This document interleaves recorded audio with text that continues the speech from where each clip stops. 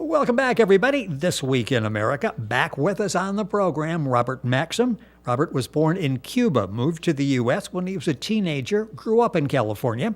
After studying music, science, and religion, he devoted his life to write about his sleep-time visits to other worlds and alien craft encounters, highlighting life's true virtues and purposes. In 2014, he published the first in a series of 5 legacy episodes, The Search for Love, followed by The Unholy Menace. His books have been earning industry acclaim, making frequent appearances in news, radio, book fairs, and conventions. And he's back with us on This Week in America, basically to answer a whole lot of listener and viewer questions on the program today. It'll take like 5 or 6 shows to get caught up with everybody. We get great response when Robert is with us. Robert, welcome to the program. As always, a pleasure. Thank you for having me on board. We've got hundreds of questions, and we're going to start through those and go through these. And if you have questions, go to our website, thisweekinamerica.us. You can submit a question that way, or go to any of Robert's websites, and I will give you those as we proceed through the program. First one is interesting. We talk about Unarius, and that's one of the websites we refer to is unariusunited.com. The question says, I've seen several Unarius websites. What's the difference between them? That's going to be difficult. I saw you catch your breath there as we started that. Well, the difference is really like night and day, actually. You know, Rick, sometimes some of God's children just don't get it. They don't get how to serve infinity at times. But in the founder's own words, the founder of Unarius, Dr. Ernest Norman, he said, Unarius is an organization of spiritual leaders and teachers who function from certain celestial planes which have heretofore been known as Shambhala. This is an organization formed by thousands of teachers, doctors, scientists, and masters who have the destiny and guidance of mankind as their inspired life work. Now, that's no sci-fi. Many have been to these planes over time, including yours truly. Yes. So, been there, done that. So, Unarius is that it is a celestial. It's not a physical organization or building or people. It's celestial. But it's been known for thousands of years by names like Heaven, Janadu, Shamayim, Aru, and Valhalla. Some people think it's a cloud lined with golden streets, harps being given out at the entrance for free. Yes. Pleasure troves galore. How about this one? How about an Orion solar system? Seventh-day Adventists believe that. It's been grossly mistaken to date. Simply put, it's the kingdom within. It's a small, still voice, the higher self, that place between lives where you learn new truths and then come back to practice them. It's your teacher. It's your guide. It's infinite intelligence that motivates you and takes you through the progressive evolutionary cycle. Thus, no man or group can call themselves, own, represent, teach, or claim that name. Only you do. Now, the Infinite Prime Directive is as follows. Seek answers from yourself. Benefit man free of charge, free of fame, finger pointing or interference, respectful of all beliefs or stages of understanding or personal development, because that's what infinite love is all about. I'm not going to mention names, but there's one group that, shall I say, breaks every celestial rule imaginable, and what they do is they promote false alien stories. They do flashy parades in miniskirts and flags. They give readings. By the way, they charge for them. They'll deny it, but they do leader worship. and they have all sorts of man-made teachings that are not celestial. Let me ask And you, I hate to interrupt there, but you said something, this is interesting, because one of the problems with the internet is we get a lot of information. We get a lot of false information. And if somebody is looking Unarius and they go in the wrong direction, from what you're saying, they are totally missing the whole basis of Unarius and what you talked about so eloquently a couple of minutes ago. Who are these people I think need to know so we can avoid that, especially if it's almost, they sound like charlatans where, they're charging you for some of this information. Who are these people? well, they are located in El Cajon, California. They have been known as the Unarius Educational Foundation. And probably the worst thing about these people is they do something that I would never, ever dare do. That is that they force their beliefs on you, and they'll even take you to court for using the Unarius name. These guys are not good news. Now, what does this have to do with personal evolution? It's the total opposite. Yes. This is basically what they're reliving is the Inquisition. This cult, I like to call them cult, because they basically hijacked celestial knowledge. They corrupted it. And yes, they will take you to court for your beliefs, and they will not stop until they do. What they're trying to do is anything ever having to do with Unarius, are trying to possess it. So they become the sole repository of celestial knowledge. And they're taking this against not only other students, but the whole world, even other religions. So word to the wise. Now you begin to appreciate how it is that many faiths succumbed in the past to human ideology. Same reason, same problem. History repeats itself. That's interesting because all of the programs we've done where you talk about the different religions and the reason they break off and they start these, and I was thinking of that as you were talking about that, it's pretty easy now to see that we have literally, tens of thousands probably, of different religious forms in the world today. And they're all based on the same problem, which is human ego, and not celestial inspiration. And like I always say, read original manuscript. And when it comes to celestial information, the best, most original and correct information I have found is that produced by Dr. Norman's works. They're the original. Anything else just isn't. Progressive evolution focuses solely on honesty and humility, not power, not forcing other people, not pitting one person against the other. No. It's all about, Rick, it's all about understanding infinite intelligence and energy. That's love. And asking nothing of others. Facing your own negative bias and learning just what that infinite love really is. Nothing else matters. The study of infinity is one's own private relationship with the infinite and no one else. Hence, and I said it before, belonging to a group just does nothing except pit one belief or people against another.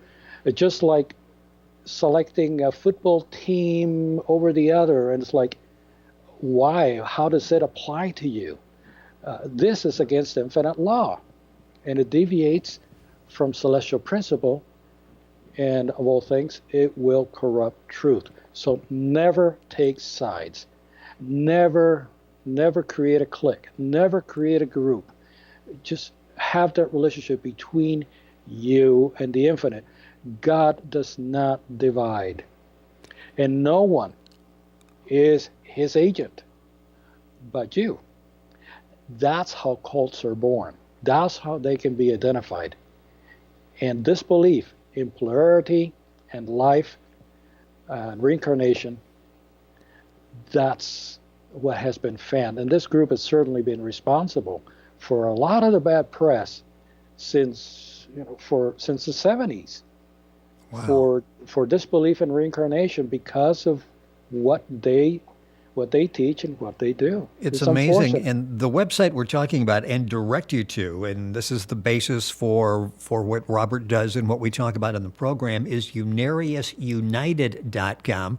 Robert's website is rgaetan, gaetan.com. If you go to our website, thisweekinamerica.us, you can link on to both of those and get the correct information. And when you go to Unarius United, you will be very impressed. It's laid out perfectly. It gives you information, allows you to make up your own mind and to proceed from there. There's no mind control once you get to that page. It's very simple, unariusunited.com. Another question, and we're taking questions with Robert Maxxim, author of the Legacy series on the program today. If you have questions you would like to submit, just send them to thisweekinamerica.us. Go to the website and you can submit your question. Are aliens able to harm or help us, especially with medical or technological advances? Oh, yes, they can, depending on who they are and what they want from us. We have to remember that not all aliens are aligned with infinite progressive intelligence. And achieving space travel, space technology is the case with us today. It doesn't necessarily make them or us either benign or friendly. So there's a lot of stuff out there. Some of it is aligned with the infinite. Some others are pretty much like us, that if we find some sort of a rare creature in the forest, the first thing we want to do is take it into the lab and open it up. Yes. You know, it's interesting with your background in technology. Do you ever feel that they're assisting you along the way in your knowledge, your interpretation, your discovery? Yes, this is what the celestial kingdoms are for. There are a lot of individuals that believe that they need to put their minds on aliens of some other planet to get more intelligence. You know, that's what I just got done describing.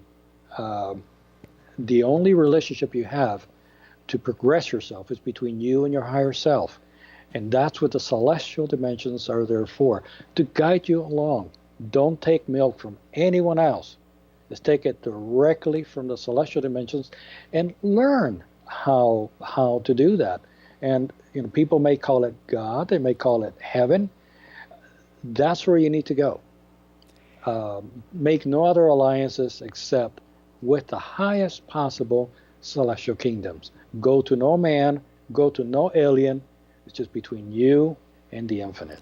We've talked about this before, and I'll just do this and ask for a brief answer, then we'll get back to listener questions. We refer to them as aliens, and aliens sometimes, maybe most of the time, as a negative connotation. Is that the correct term? And we're not talking about basically what a black or white situation where aliens are good or bad, correct? Right. Alien is probably not good terminology.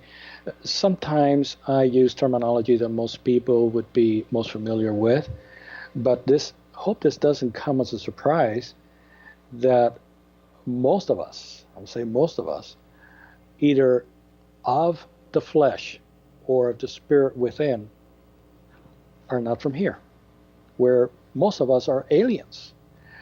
We have come to this planet to evolve, to experience the things that happen here. This world is a school of sorts, so we may come from Alpha Centauri for a couple of lifetimes here to experience, make proper decisions in the heat of battle, return, go somewhere else. The human body that we actually have, a lot of it was, shall we say, brought here. So there has been both the natural evolutionary course of human life in this world, but some of it was also imported over time. Interesting. Yeah.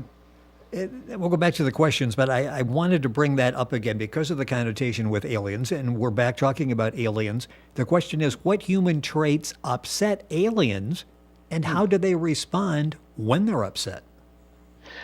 Well, just go down the street. Anybody you find, you'll get a different reaction Yes. from them. So any alien, or us for that matter, that gets upset with the way that someone is, looks, or speaks, reacts isn't infinitely inspired. A brother is a brother unconditionally. We on Earth violate that rule every second, if not sooner. Look how we react at times when our own flesh brothers, not to mention non-flesh, act. It's always me first, you last kind of thing, no love. I'm going to protect my ground. I'll do to you whatever it takes so that I'm protected. There you go. So advanced beings would never react to our ways because there's no such thing as an insult. There's no such thing. They understand why we hurt, why we steal and demean each other very well. And we should also come to that understanding.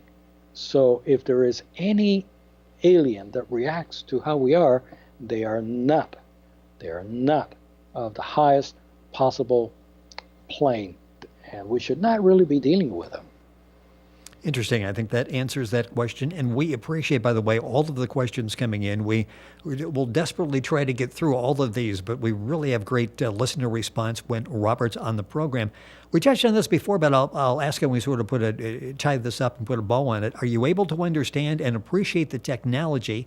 Will you ever be able to implement it here on Earth? And when I read that, I think of the pictures, the drawings that you've done of visits and the technology that's available there. When you see that technology, does that inspire you to possibly see something like that here on Earth?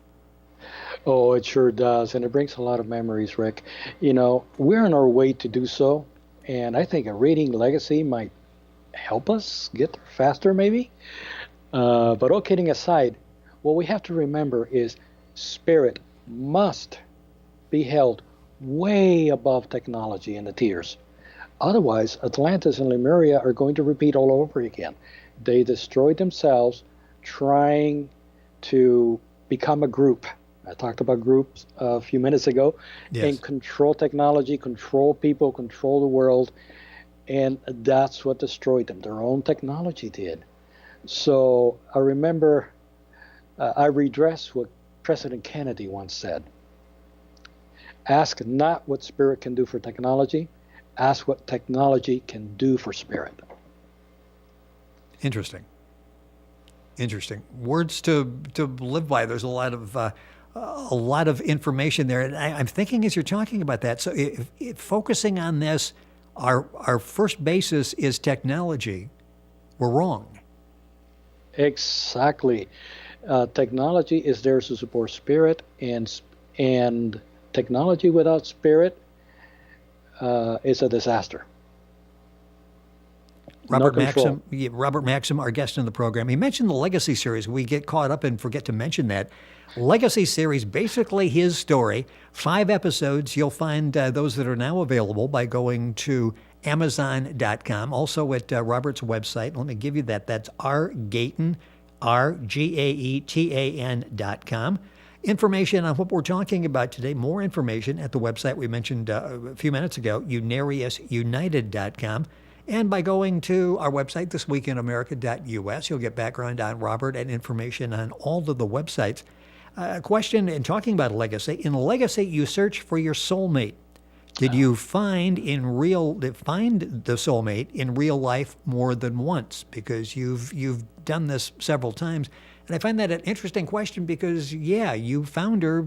How many lives have you found the soulmate you've been looking for? Well, face to face, not in this life, but in others, indeed. At least 7 that I know of. There's probably more. To her credit, with all the mistakes I've made over time, Maylen is one patient, loving soul that puts me to shame. 127,000 years, I should have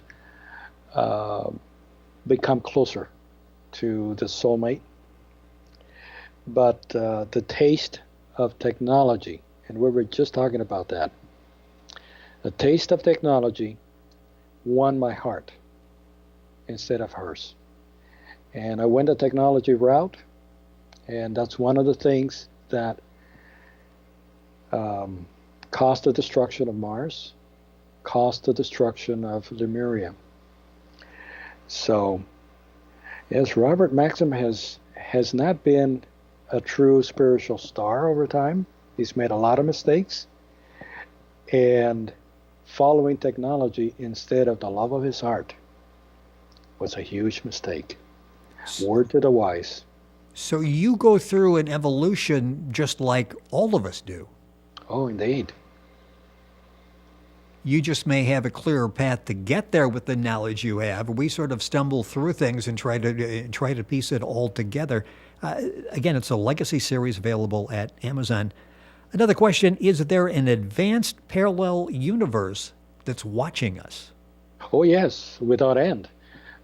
Let's call them dimensions for a moment, because they are, in a way, frequency bands on top of other bands, kind of like levels, much like FM station signals. You're into radio and television, so you probably know that in one transmission beam, you have several stations traveling to that, riding on top of a carrier wave. And the station that you dial into is the one you're going to hear. But all of those stations are coming into that radio receiver at once.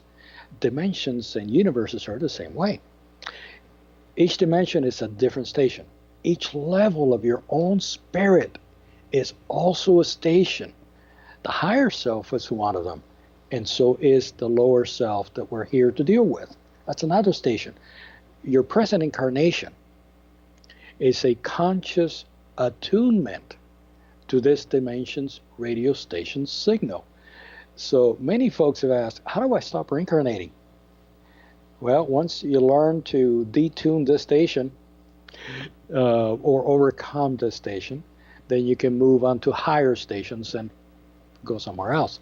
I hope that helps. Well, that's interesting. So we can, like on a radio or television, we can change a channel. We can change a station.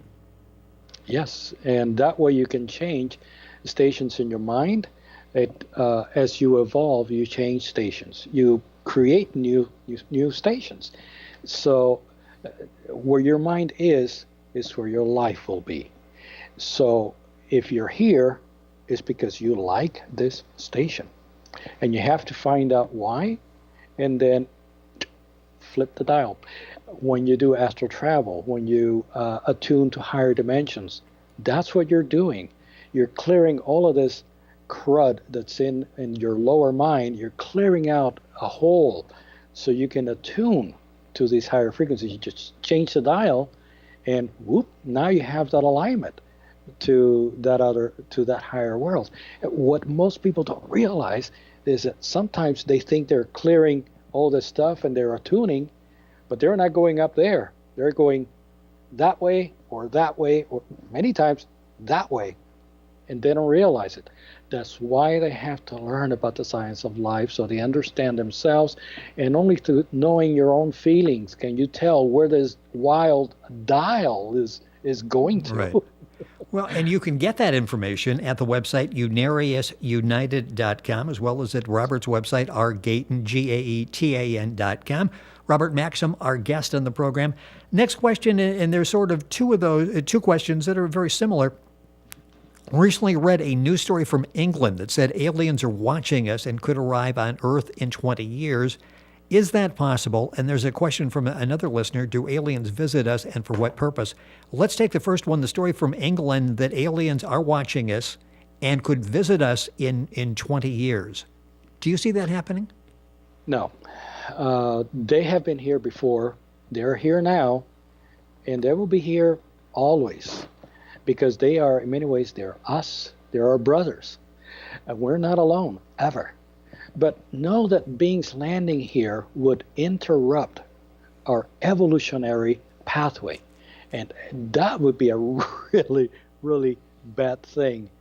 It would be an escape mechanism for us. We would just give up dealing with ourselves, and we'll fall in love with, we now have spaceships, let's have fun, let's not look at that'd ourselves. be a game changer, wouldn't it? I mean, we're talking about a whole different world we'd be living in. That's right. And we forget the purpose why we're here, which is to overcome ourselves. And we just escape. Now, whatever being did that at the wrong time or with the wrong people, they will no doubt in their next lifetime, guess what? They have just created a dial to come here. They're going to die and then incarnate here to pay the piper for some time to come. Because that's what happened to me back in Lemuria.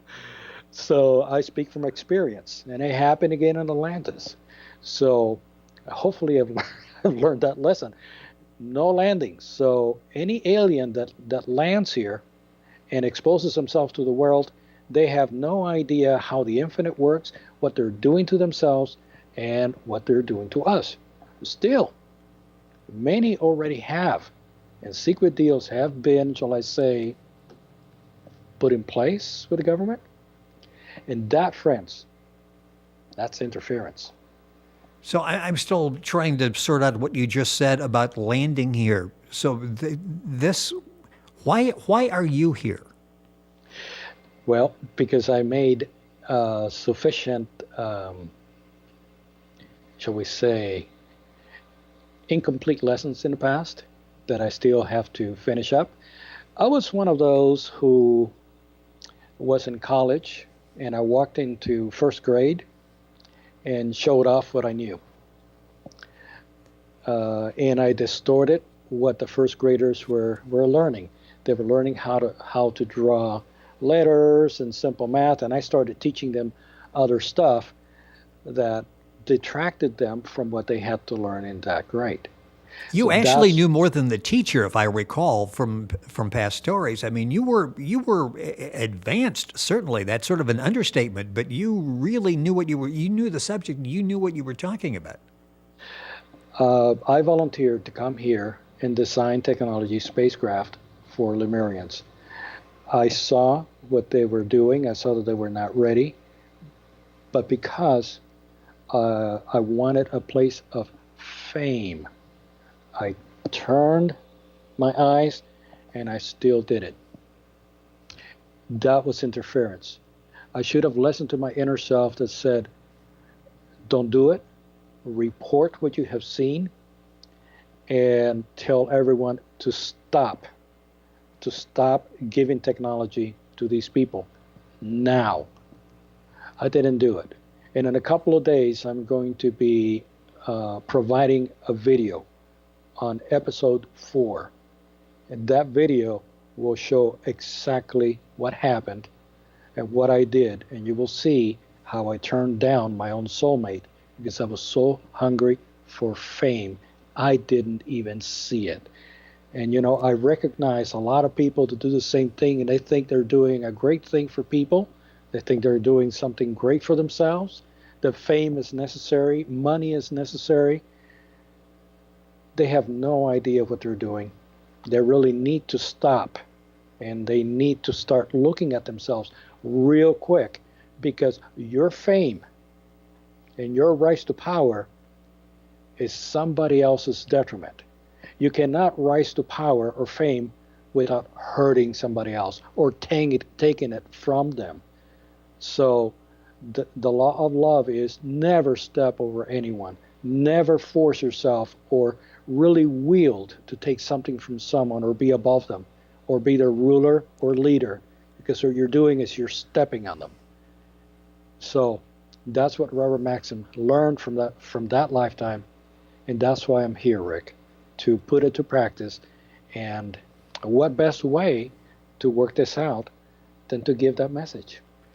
We've talked before about ego and how detrimental that can be. You can find past broadcasts with Robert by going to thisweekinamerica.us. You can go to the iTunes channel. You can go to Podomatic. There are tabs that you can go and listen to the audio. You can go to YouTube and watch all the programs as well.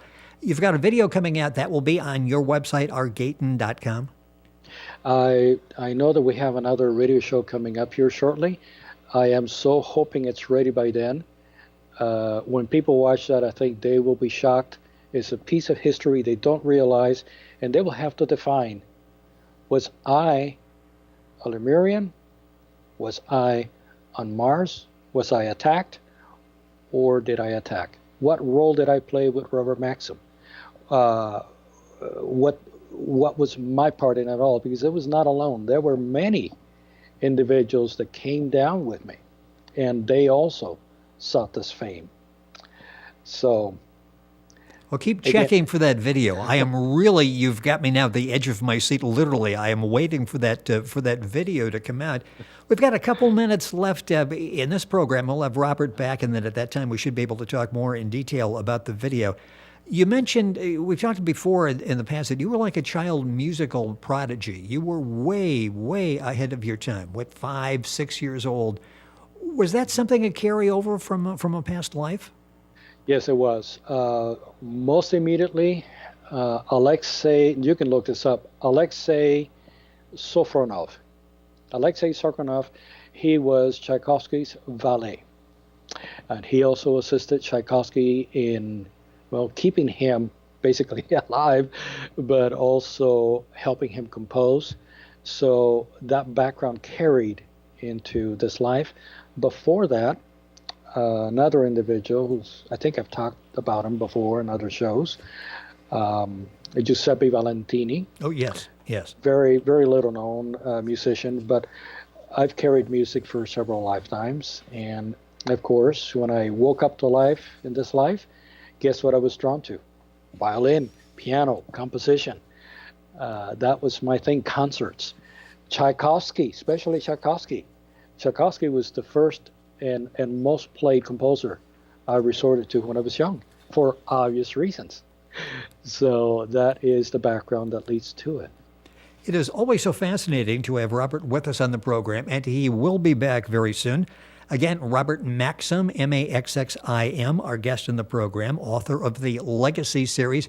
Check it out. You'll find all the information at Amazon.com. Information at Robert's website, which is rgaetan, Gaetan.com, and UnariusUnited.com that we've talked about a lot on the program today. Robert, always a pleasure. We encourage the listeners and the viewers to get us questions. You can do that through Robert's website or our website, thisweekinamerica.us. Thank you once again for being with us. A lot. We've done with programs. It takes me like a couple of hours to go back and sort things out that you just said during the course of the program. And when you see his new video, I'm sure allow several hours after that to sort out what actually you've just seen. Robert, thank you as always for being with us on the program. Look forward to having you back with us. My pleasure, and thank you to all the listeners who are contributing to wanting to learn more about the infinite. And you can continue to do that by going to our website, thisweekinamerica.us. We're back on today's program right after these messages. Don't go away.